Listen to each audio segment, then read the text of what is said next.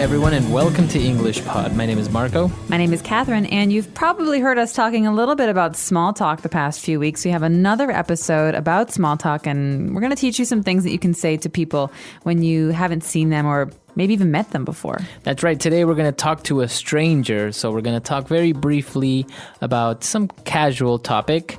And so let's jump into the dialogue and see what happens.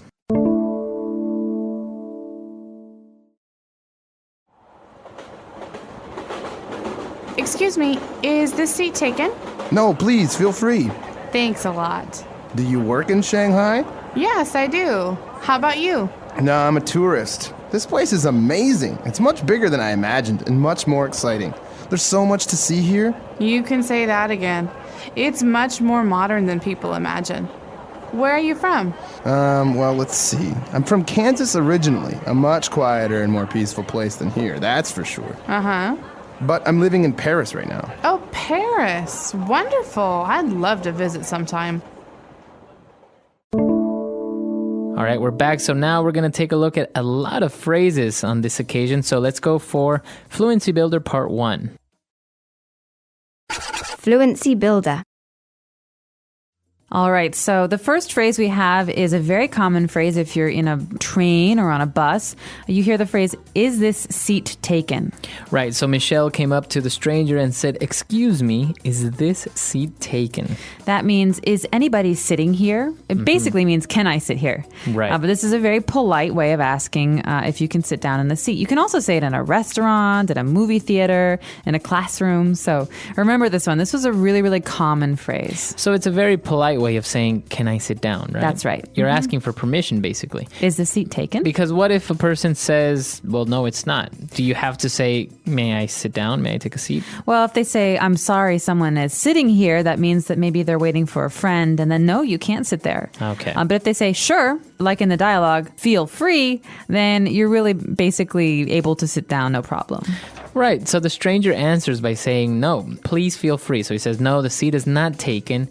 Please feel free. What does he mean by this? Okay, feel free is a very unusual phrase in English, but one that you're going to hear a lot. It basically means do what you want to do. Okay. Okay, so if I want to sit down, I say, is this seat taken? If you say feel free, Marco, that means feel free to sit down. Okay, so we can complete the sentence by saying, no, please feel free to sit down, but it's kind of stating the obvious. You're saying basically feel free to do what you want. That's right, but you could use it in other ways. For example, hey, Marco, are you using this pen right here? No, feel free. That means feel free to use my pen. Okay, very good. And so then they started talking about what they do, where they work. And Michelle said, yes, I work in Shanghai. How about you? Oh, how about you? Now, this is a really important construction. This is a really important phrase in English, and I think a lot of people make mistakes with this. Mm-hmm. So how about you means, do you work in Shanghai? I just said I work in Shanghai, but how about you? Do you? Right, exactly. So that's saying, and you, do you work here? Or, and you, what do you do? How about you? Now, the common mistake with how about you, or using the construction how about, is that for some reason, some people seem to think that it means how is it? So, for example, if someone says, how about your weekend? That's wrong.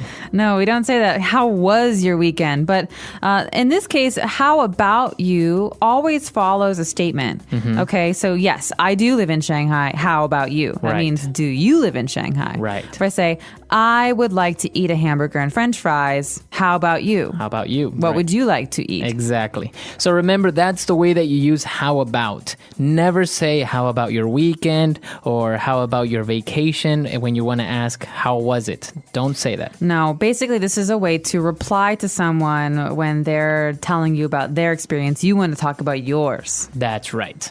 Okay, so let's take a break. Let's review everything and we'll be back with Fluency Builder Part 2.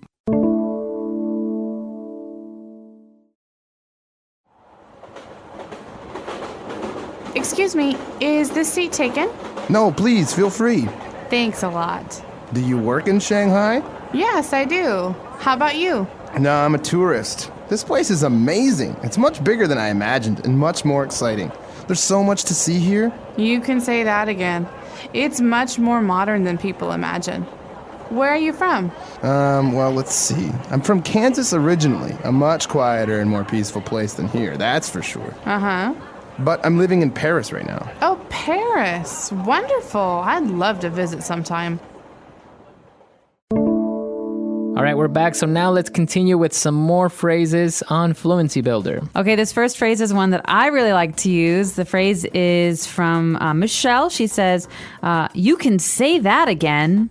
But she's talking about how Shanghai is so big and so exciting. And Michelle says, you can say that again. Now, what does this mean, Marco? That's right. So she is basically agreeing with the person. The stranger says, Shanghai is amazing. It's great. There's so much to see.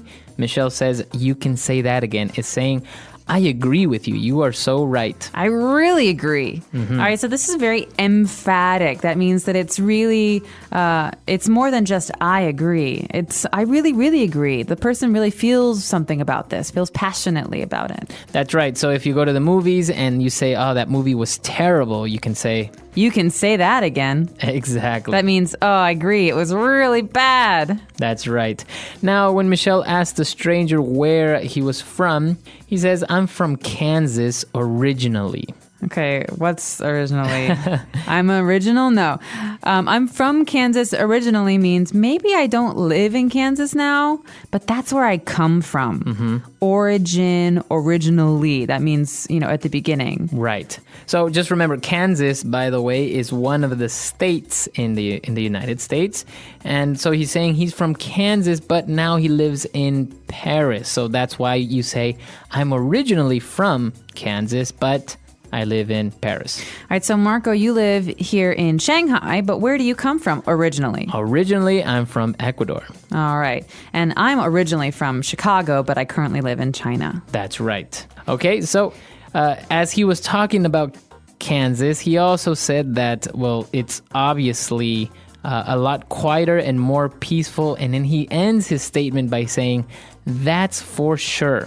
That's for sure. And this is a phrase that we use to add emphasis on something. It's almost like saying, this is a really quiet, much quieter and peaceful place. That's for sure. It really is. It's not like you're adding anything to the statement, like no meaning, but you're actually kind of making it more strong. Right. You're saying it's a fact. It's a fact. It's really this way. So obviously Kansas compared to Shanghai is a lot more quieter. That's for sure. Or I could say that in Chicago in the winter, it's a lot colder than Shanghai. That's for sure. Right. So again, you're emphasizing on your statement, telling everyone that it's very, very much like this. This is how it really is. Okay. So that's all the phrases we have for you. Why don't we listen to our dialogue one last time?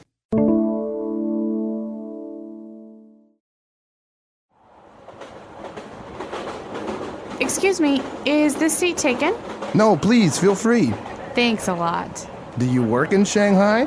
Yes, I do. How about you? No, I'm a tourist. This place is amazing. It's much bigger than I imagined and much more exciting. There's so much to see here. You can say that again. It's much more modern than people imagine. Where are you from?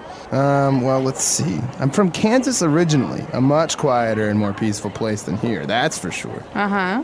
But I'm living in Paris right now. Oh, Paris. Wonderful. I'd love to visit sometime. All right, so small talk with a stranger. This is actually a very common scenario. If in a bus, in a train, you sit next to a stranger, this is more or less what you're going to talk about. Where are you from? What do you do? Where do you live? That's right. And you don't even have to talk about this with a total stranger. You could actually use this with someone that you're working with or, just an acquaintance. So basically, these are key questions that you would ask someone that you don't really know very well. That's right. And as you can see, you're not really going into any deep personal questions. It's very light conversation, very brief as well.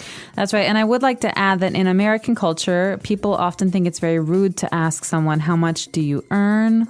how much is your apartment, how much is your car. So, in small talk in American culture, and I think a lot of Western cultures, we don't talk about money or religion. Yes. So what Yes. religion are you? So I think it's important to talk about things that are very very simple. What do you do for a living? Where do you live? How's the weather? These things. Yes. This is exactly, I think, one of the main points that when you're learning a language such as English, not only to understand the language, but also the culture. It's very, very different, especially, for example, in Asian cultures where it's no big deal if you go to the hairdresser and the hairdresser asks you how much you earn. But in the United States or many Western countries, it's not something that you talk about, your salary, or that you really ask. It's kind of personal information. It is. And if you talk about it, you might make people very uncomfortable. And so I recommend talking about some of the things that we've discussed here and some of the things that we've discussed in other lessons in this series about small talk. That's right. And if you have any questions or any comments about this lesson, you can come and visit us at englishpod.com. We hope to see you guys there. Until next time. Bye. Bye.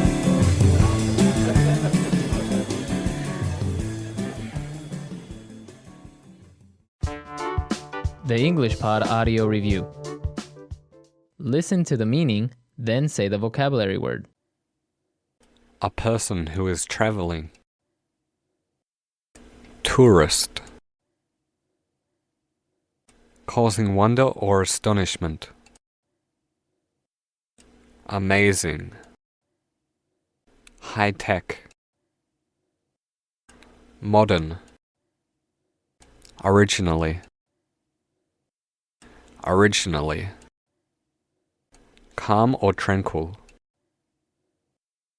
Peaceful. To form a mental image of. Imagine.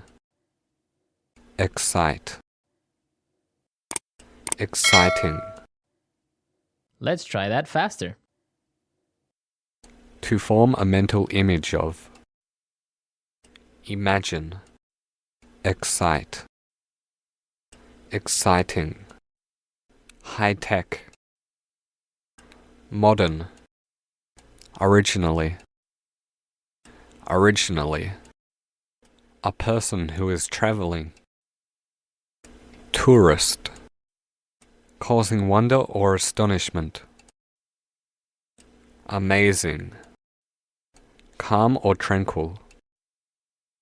Peaceful.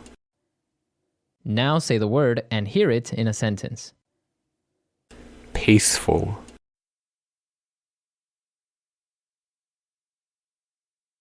This town is really peaceful. I wish I could live here. Peaceful. I love it when my cat is nice and peaceful. Peaceful.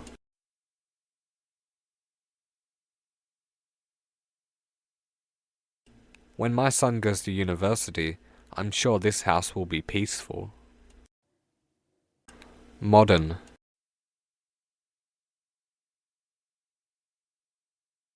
This building is very modern. There is even a wave pool. Modern.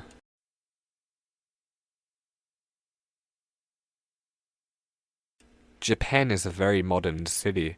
I wish my country was like that. Modern.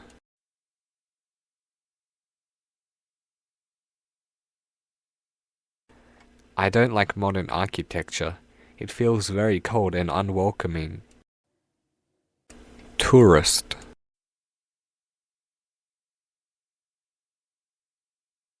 I've lived here for ages, but I still feel like a tourist.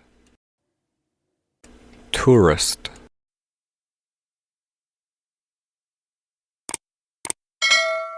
I think having a map and being curious is what a tourist needs. Tourist.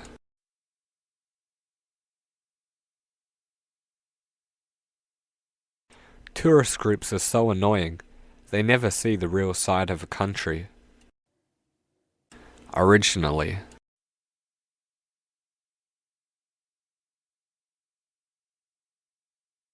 Originally, we were going to go to America, but instead we went to Jamaica. Originally.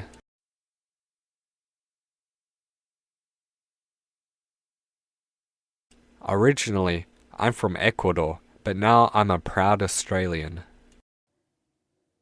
Originally.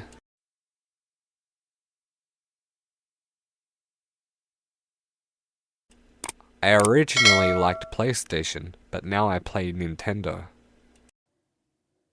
Imagine. I imagine that other people think I'm fat. Imagine. Can you imagine a world with no war? Imagine.